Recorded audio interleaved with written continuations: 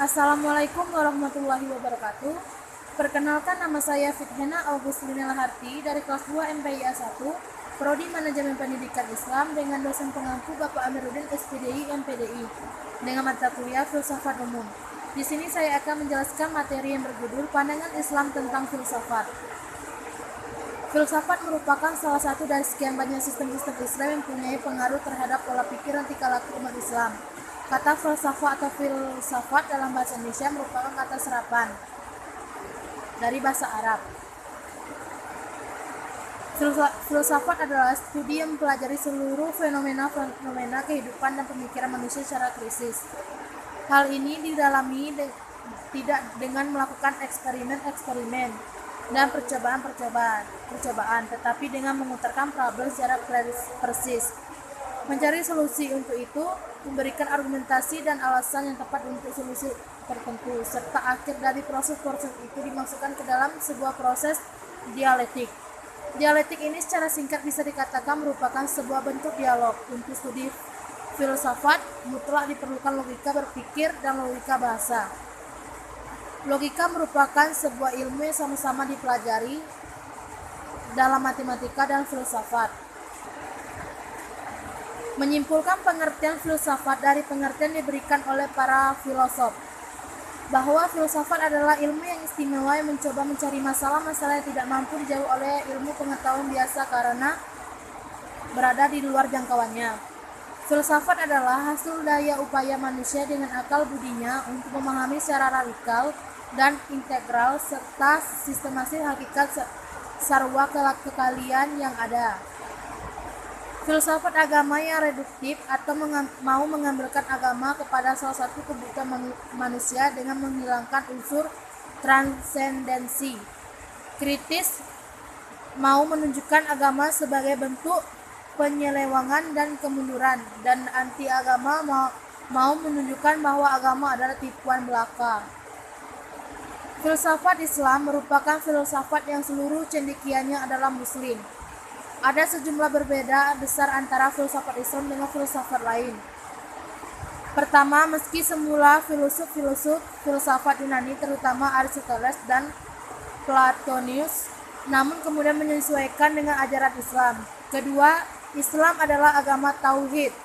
Maka bila dalam filsafat lain masih mencari Tuhan, dalam filsafat Islam justru Tuhan sudah ditemukan.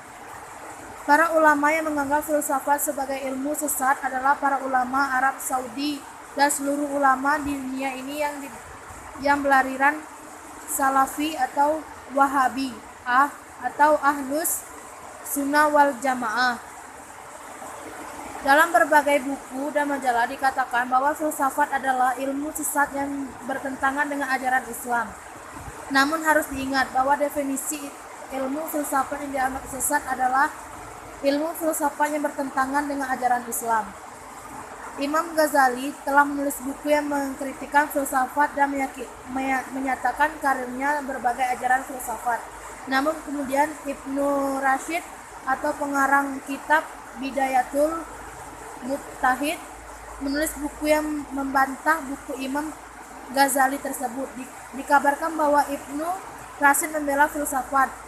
Mungkin filsafat yang dibela Ibnu Rashid adalah filsafat yang tidak bertentangan dengan ajaran Islam.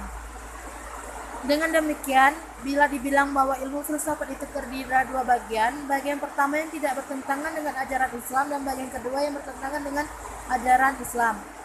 Dan patut diingat bahwa dalam beragama kita tidak memerlukan filsafat karena Nabi dan para sahabatnya juga tidak mengajarkan ilmu filsafat. Keyakinan kepada adanya Tuhan harus didasarkan atas kesadaran akal, bukan sekedar kesadaran yang bersifat tradisional, yakni melestarikan warisan nenek moyang betapapun corak dan konsepnya. Akal adalah potensi atau luar biasa yang dianugerahkan Allah kepada manusia. Karena dengan akalnya manusia memperoleh pengetahuan tentang berbagai hal. Dengan akalnya manusia dapat membedakan mana yang benar, mana yang salah, mana yang baik, mana yang buruk, mana yang menyelamatkan, mana yang menyesatkan, mengetahui rahasia hidup dan kehidupan dan seterusnya. Oleh karena itu adalah pada tempatnya kalau agama dan ajaran Islam sebaik-baiknya dan seluas-luasnya. Sangat banyak ayat Al-Quran yang memerintahkan manusia menggunakan akalnya untuk berpikir, memikirkan alam semesta, memikirkan diri sendiri, memikirkan peranata atau lembaga-lembaga sosial, dan sebagainya. Dengan tujuan agar perjalanan hidup di dunia dapat ditempuh setepat-tepatnya sesuai dengan kedudukan manusia sebagai makhluk ciptaan Allah yang akan kembali kepadanya, serta memetik hasil tanaman amal perbuatannya sendiri di dunia, baik sebagai abdi maupun sebagai khalifahnya di bumi. Hanya itu yang dapat saya sampaikan. Apabila ada kesalahan kata, saya mohon maaf. Wabillahi taufiq wal hidayah. Wassalamualaikum warahmatullahi wabarakatuh.